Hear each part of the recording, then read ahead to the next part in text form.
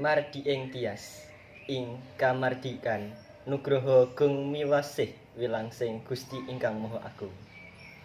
Mugi hanggung sumanda wonten jiwangga kula panjenengan sawagung. Waradin sagung dumadi Raharja Niskala Satuhu. Nuwun panjenenganipun Bapak Sena Wijaya. Kula pun nektar Jaya Sabda ingkang minangka sesulih Bapak Sucipto sekalian. Kapareng matur wonten ngarsa panjenengan. Sepisan awit saking pangestu berkah panjenengan.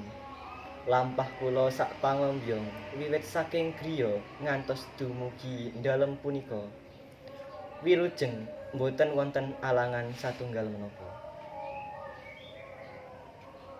Kaping kalih panjenenganipun Bapak Sucipto Adi sekalian ngaturaken salam taklim kanthi waosan Assalamualaikum warahmatullahi wabarakatuh.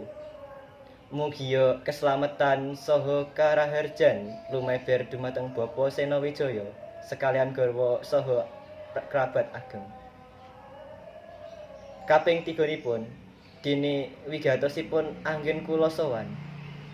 Nun inggih masrahaken penganten kakung pun Bagus Danang Wijaya. Saperlu kapanggih kaliyan Nimas Ayu Sekar Arumsari, putra putri saking panjenenganipun Bapak Sucipto Adi sekalian garwa. Sahingga hangateraken balung pisah daging arenggang, mugia boten hanamung sah miturut agami, nanging ugi sah mungguhing budaya saha adat Jawa. Kaping sekawan, nyuwun pangapunten mbok bilih anak Mas Danang Wijaya anggenipun mbangun bales omah ing samangke taksih kathah kekiranganipun. Awit sedaya punika kalebet janma titah sawantah pramila dumateng para sepuh ugi kapurih saged hanentun wonten ing margi ingkang jumbul kalian paugeran.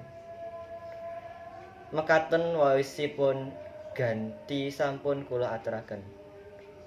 Ambok bilih wonten kirang patraping atur usaha tindak tanduk ingkang boten juprana kula hanamung nyuwun lunturing samudra pangaksana.